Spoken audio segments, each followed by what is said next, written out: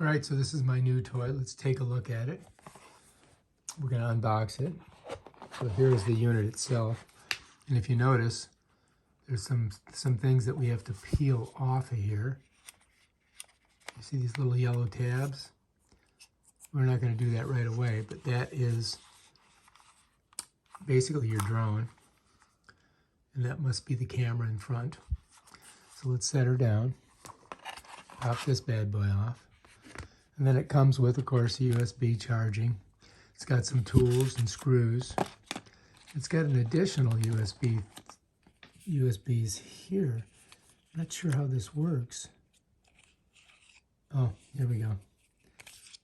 All right, so we've got these. So we're going to have to read the directions and figure out how this all works. But apparently these are needed. And then they also have some additional wings for the helicopter.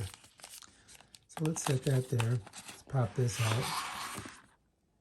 Put that over there. And then on the bottom, I've already taken the liberty of taking it out of its packaging case. This is the remote itself.